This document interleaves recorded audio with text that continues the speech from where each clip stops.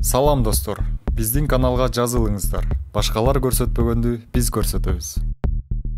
Урматтуу мекендештер, акыркы кезде айрым саясатчы сөрөйлөр Бабанов менен Ташиев кошулуп алып өлкөдө революция кылганы калды.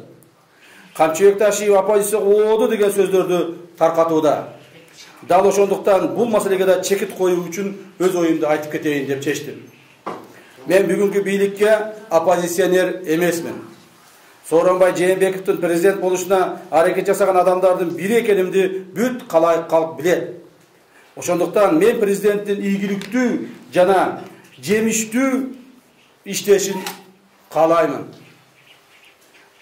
Ал эми Бабанов боюнча айтып кете турган болсом, урматтуу угандар, туура парламент шайлоодо биз бир болгонубуз чындык. Жакында жолугуп саясатты талкуулаганыбыз да алганыбыз дагы бар. Бул да чындык. Мен ачык саясатчы катары айтып кетишим керек. Бекинип жолугуп же жаап жашырып эч качан саясат кылган эмесмин. Ошондуктан Бабанов менен ачык сүйлөшүп, ачык жолугушуп жана анын ой мүдөлөрүн ачык коомго жеткирүүгө аракетин жасадым. Бабановдун келиши боюнча айтсам, анын буга толук укугу бар. Шайлоодо эмнелер гана айтылбаган.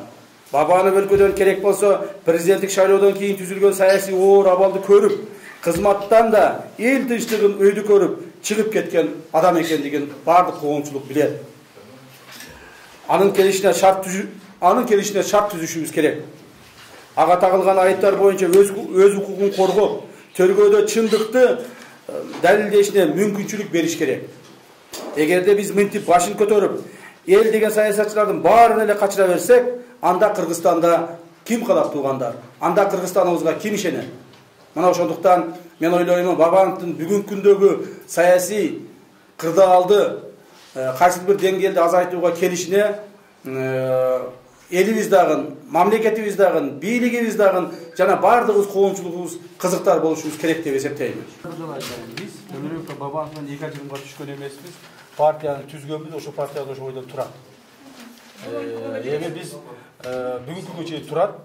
Эгерде биздин саясий кызыкчылыгыбыз болсо, саясий бир эркибиз болсо, кайрадан эле ошол партия менен кеткенге мүмкүнчүлүгүбүз бар. Бирок ал болобу, болбойбу? Азырча белгисиз. Рахмат. Ошо маалымат жыйын өткөргөндө Бабановдун өкүлдөрү өтө жакын күндөрү келет dediler да, сизге маалым эмеспи? Кайсы күнү келет? Мага дагы маалым, жакын күндөрү келет, Кудай кааласа. Жок, кайсы күнү келери маалым? Жакынкы күндөрү. Ошо бир аптага жетпей келет деген үмүттөмүн. 4-5 күндө келет болот го.